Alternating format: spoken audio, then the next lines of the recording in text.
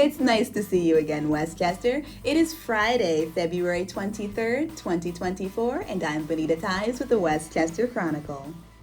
This week, our new Borough Council met for their first work session and voting session of the new year, and there were many things on the agenda. One of the major developments during the meeting was the finalization of the times and dates for the Gay Street Open Air Market. The Borough Council approved the closure of Gay Street for the open air market to begin Friday, May 3rd and continue until September 30th. Like 2023, the open air market will take place over the weekends from Friday morning to Monday morning.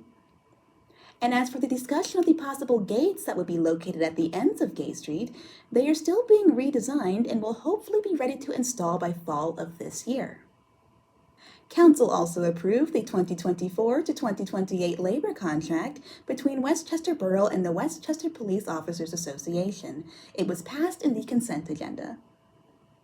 The contract and its details are not publicly available and have not been provided on the borough's website. We have reached out to Borough Manager Sean Metrick and will provide it to you when we receive it. The borough also passed another ordinance that brings us closer to our goal to reduce emissions by 2050 by proposing that all new developments, excluding single-family homes, are required to accommodate a percentage of their parking spaces to electric vehicles. This percentage is subcategorized into EV ready, meaning that the groundwork for the charging stations has been laid, and EV installed, meaning that the charging stations are already available. Non-residential developments would require 10% EV-ready spaces and 5% EV installed. All multifamily homes would require 20% EV-ready spaces and 5% EV installed. This is another step towards a greener future in Westchester. In regards to the Airbnbs currently operating illegally in Westchester, Borough Solicitor Kristen Camp began the discussion by saying the following. With two new members of council, we thought it's important to bring it back. There are and there have been various emails that have been sent to council people as well as borough zoning officer indicating that these uses are going on within the borough. And so my position or my advice to the council is you should make a decision one way or the other. The status quo of ignoring the ones that you've been told about and not citing them and not proceeding forward with the appeal that was pending. If you're going to prohibit it, we need to go forward on that vein. Or if you're going to allow it, let's figure out what a consensus or a majority of council is willing to do.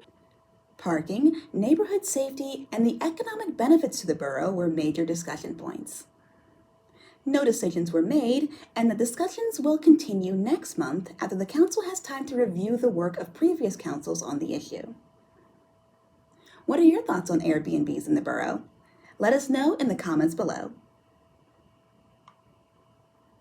Westchester's annual Restaurant Week is happening now. Participating restaurants will be featuring multi-course prefix menus for $30, $40, or $50. You can find out more about the participating locations by heading over to downtownwestchester.com. Money spent in the borough stays in the borough, so stop by your favorite local restaurant this weekend or try something new. Finally, we'd like to shout out Westchester East High School's performance of The Addams Family. The show will go on next weekend, premiering on Thursday, February 29th at 7 p.m. You can get the tickets now, link in the description below. We appreciate you tuning in today. Thanks to your support, our team is growing and we look forward to bringing you more coverage this year. With our friends at AlignSpace, we are taking our project to the next level. In order to keep this show ad-free, we will need your help. If you appreciate what we do, please consider becoming a supporter on Patreon, liking and sharing us on Facebook, and subscribing on YouTube. It's the easiest way to support us and help us bring you the news. And if you'd like to listen to our show via podcast, you can find us on SoundCloud. As always, if you have a news tip, an event you'd like us to cover, or just want to say hi, you can reach us via email at westchesterchronicle@gmail.com. We look forward to hearing from you. Our program is produced by Crimson Planet Media, recorded at AlignSpace here in downtown Westchester, and our music is by Doug Keller. We want to thank you for your time, and we hope to see you soon. Until then, I'm Benita Ties with the Westchester Chronicle.